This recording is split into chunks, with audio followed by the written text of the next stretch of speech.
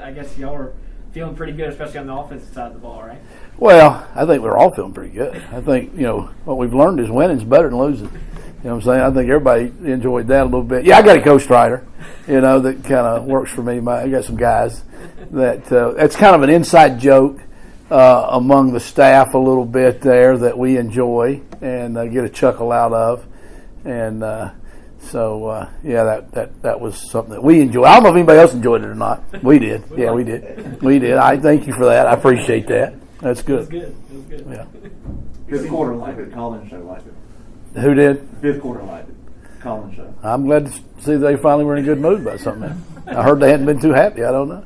You guys seem to have a bit of an epiphany in terms of opening up this offense. I know you opened it up a little bit, but you really looked like people kind of want you to do last week. Well, we didn't do anything different. That's the thing. I know you're saying they got more open. They caught the ball.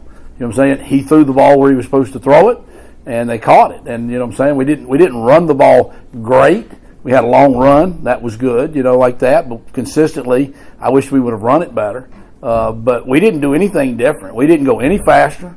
We didn't do anything different. We just played better. We just played better. We didn't drop the ball as much. We still had one drop. We didn't drop this ball. And the guys got open. Now, we matched up a little better. You know what I'm saying? It's a game of matchups with personnel. And that's why you see some games are high-scoring games, and then there are some games they're low-scoring games. And sometimes it's not got anything to do with the difference in the two teams, who's better and who's worse, maybe, or by how much. Sometimes it's how you match up. And we matched up well with their players. And going into the game, I thought we would be able to get open, and I thought Houghton would play well. I knew he would throw the ball better, and he did. And that's kind of what happened. You know what? So we made more plays, we made more yards. Obviously, we scored more points. But those plays have been there. Those plays have been there. We just haven't been making those plays. That's what we talked about at Appalachia. We should have had 38, 39 points. Now, the officials got involved in the Appalachian game a little bit. I mean, a 63-yard run they took back, a Hail Mary pass. It was still a Hail Mary pass that he caught. They took that back. We scrambled to do a touchdown. They took that one back. So, that was something we couldn't control. Actually, there were plays that were made that got taken away from us there. But that's really what it was. Somebody said, I like the way you played faster in the fourth quarter. I was like, we didn't play any faster. We just moved it more, so we had to get down there. Now, somebody told me we didn't have a third down the last two drives. So that's when you're playing well. It means you're gaining more yards. So, it's going quicker because you're gaining more yards. But we were in the same tempo that we always are. In fact, when we really, really went fast tempo 2 or 3 times, we screwed 2 of the 3 up. We got lined up wrong. We had a guy there who got lined up wrong, and that actually slowed us down, and we were actually trying to play faster. Donnie, you've been around at some other programs in the area. Can you speak to the need for an indoor practice facility for ECU? Well, I do think it's a must. I really do think it's a must. I think if you looked at the schools in this state, we would be by far way behind. I know Appalachian's got one. I know all the ACCs, have them, and so I don't know who else. But, just today we were very fortunate. You know what I'm saying? We were ready to go indoors, and I don't know how much. You can't play football in the gym like that very well. So we would have lost a day of practice today, but we were very fortunate to get that done. Luckily, we do have the turf, so that if the grass got wet, we were able to do that. But yeah, it's something that is really become a necessity. It's a huge recruiting tool. That's a whole other side of it right there. But just so that you can get your work done and you can be prepared, because you can't go out there not prepared. You know what I'm saying? And if you don't practice something, you're not going to be very good at it. Backs against the wall, kind of going up in the fourth quarter, down double digits. How do you kind of replicate that sense of urgency? You said the lack of third downs because you guys were picking up yardage so quickly. Is that something that you can kind of replicate, or is that just the way the cookie crumbled at the time? I think the entire game I felt that the offensive players had a lot of confidence. They were really ready to play. I could tell they were ready to play. Not that we weren't ready to play the other 2 games, but I could just tell we were more in the mode of we were going to play better. I could just tell by the way we practiced better last week. And so, I think they went out 3-0. We answered. We actually scored twice on that drive. Okay, now he did step out of bounds. It looked like, when you saw the review. But, it's almost like, wow, can we ever just get this monkey off our back? We keep scoring. They keep calling it back. but we answered, okay, and then I think they went up 10-3. We went back up 14-10, so our kids were gaining confidence. They knew. They were coming off the field. Our linemen were saying, we can block them. We know where they're at. We know what they're doing. They're doing what we practiced, you know what I'm saying? The DBs were all saying, I'm open, which is, it's irritating as hell, but it's a good sign that they're all saying they're open all the time. I could tell Holton was just dying to get back out there. We did hit a little bit of a lull where we didn't score there. I think, we scored 21 points in the first quarter, or the first half. We didn't score to the end of the second quarter there. I thought Coach made a great decision. Talk about why he's big time, because we went for it on fourth down. And the only way you're right is to make it. And we made it. You know what I'm saying? So you can always be second guessed. If you don't, you should have got 3 points. You know what I'm saying? If you kick the 3 points, they're going to say, nope, you should have went for the touchdown. 3's not going to win the game. You got to go for it, and you got to make it, though. And you got to make it for it. So Coach Logan said that many years ago. He left out, but you also have to make it. You got to go for it, but you have to make it to be right. And so Shane made a great play, as did Holton. That gave us really good momentum in the locker room. At halftime, the kids were jacked up, and they were just like, they couldn't wait to get back out there. We got the ball. We opened a reverse pass, okay, which was there. He just happened to slip. They need new turf. You think we need a new indoor? Well, they need new turf. Okay, so I'm not criticizing them because I'm not going to send them any money or anything, but they need new turf. He slips. We missed that pass. We kept driving it down there. We had the one bad drive, or the ending of the bad drive. On 3rd and 2, I ran it because you got 2 downs. He told me you got 4 downs, and then I wished I had the 4th down call back. I didn't like my 4th down call. I liked my 3rd down call. I didn't like the 4th down call too much. We didn't make that. But the kids kept coming off going like, no, we know we can do it. We can do it. And Holton was getting them up on the sideline. I could see them down there. And the kids, they was keeping them rallied. And I don't know. Then like I said, we got some good things happening in the 4th quarter. We got some good drives. Some kids made some. Audie just started going crazy. Finally, he just relaxed and ran a couple of the best routes I've ever seen him go. And now that's who we were thinking. Right there, he's doing that. He's getting open. He's catching the ball. You know what I'm saying? They were just doing that. Obviously the onside kick was another fabulous call. You know what I'm saying? The Coach Dowse and all those guys to figure that out. And Owen just did a great job. And so I just think the kids were just in that mode. Somebody said last week, I don't remember who, you didn't come last week, you get penalized. It wasn't you. So how do you recapture that SMU feeling? I swear it came back. You know what I'm saying? And I never think that way, but you had asked that. I couldn't remember who asked it. That's how old I am, right? I can't remember who asked it, but I knew somebody asked it. And I thought, damn, we have recaptured that, because that's kind of the way it felt in the first half last year, like we cannot be stopped. Even when we were stopped, we felt like that a little bit. So now, how do we keep that going? You just got to go out there and play. You got to keep just playing. You got to keep trying to be aggressive, and they just got to keep making those plays. So. You alluded to Shane earlier, and I talked to Mike about this earlier. The use of the tight end seems to open up a lot of stuff. And, well, Shane played great, and we always know Shane can. It's a game of matchups. So early in the game, we ran the same plays that Shane ended up catching the ball on. And he wasn't in, though, because there's a rotation, especially early in the game. You just try not to burn them out because they can't play 80 plays. We ended up playing 90-some, so it was a good thing we were subbing early. And the one guy just did not run the route right. And at halftime, we're back in there drawing it up, saying, if you'll just release outside, you're so much bigger than the guy covering you, he's going to throw you a back shoulder throw, and you're going to make. And so Shane makes like 2 or 3. It's the same play. He was just doing it right. Holton was just making a great throw, and he was catching the ball. Well, because he does that, now Holton starts looking for him. I mean, you can say you're making the reads, but all of a sudden that guy looks more open because you believe in him. You know what I'm saying? He's the same amount of 1 yard open maybe that he was before, and you're saying he's not open. But now once you say that guy's going to catch that ball, you start throwing, and you throw it with more confidence, I think.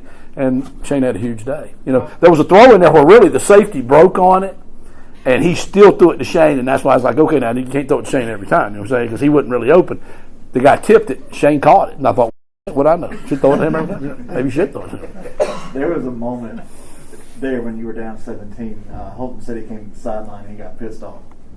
Did you speak to him in that moment? Yeah, I I was probably pissed before he was pissed, I guess. So I might have said a few things to him. That's a side of Holton, because he's such a great teammate and he's such a good person, that he does struggle with, in that at times he has to be more like a coach, and he's got to say, get your head out of your whatever and let's get going here, you know what I'm saying? And he doesn't like to do that. He likes to take the blame himself and say, well, I could have done this. I could have thrown here. You know, I could have put it a little more behind you.